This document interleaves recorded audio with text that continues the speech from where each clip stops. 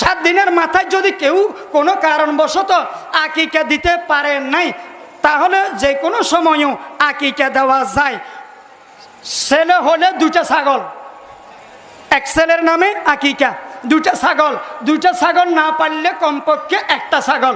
আর গরুর মধ্যে যদি ছেলের জন্য আকিকা দেন তাহলে 2 অংশ, 2 অংশ যদি সাধ্যে না পারেন তাহলে 1 অংশ আকিকা দিলেও আদায় হয়ে যাবে। আর মেয়ের জন্য হলে একটা মেয়ের জন্য 1টা ছাগল। আর গরুর মধ্যে যদি আকিকা দেন তাহলে 1 অংশ, 1 অংশ। কোরবানির সাথে আকিকা দেওয়া জায়েজ, মনে রাখবেন, কোরবানির সাথে আকিকা দেওয়া জায়েজ।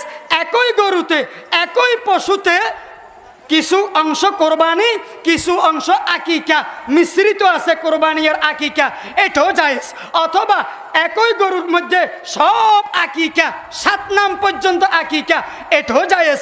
অথবা একই পশুতে সব কোরবানি, 7 নাম পর্যন্ত কোরবানি, এটাও জায়েজ। অথবা কোরবানি আকিকা মিশ্রিত, এটাও জায়েজ।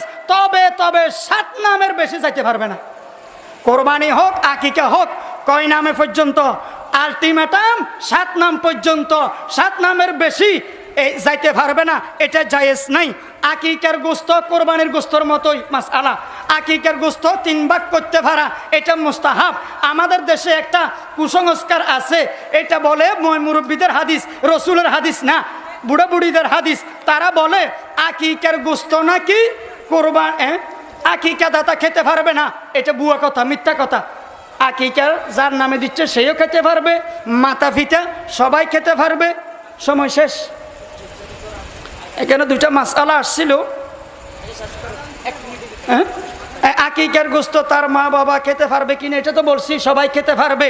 এই আকিকা যার নামে দিচ্ছে সেও খেতে পারবে, কোরবানির গোস্তের মতোই। আরেকটি মাসআলা হলো, সাহস থাকলে মহিলারা গরু জবাই করা জায়েজ আছে কিনা। মহিলারা গরু জবাই করা জায়েজ আছে যদি যারা ধরে, গরু ধরে, তারা সবাই যদি মহিলা হয়, অথবা বাপ অথবা ছেলে স্বামী যাদের সাথে পর্দা নাই, তারা যদি হয়। বেপর্দা পুরুষ থাকলে তো এটা জায়েজ হবে না।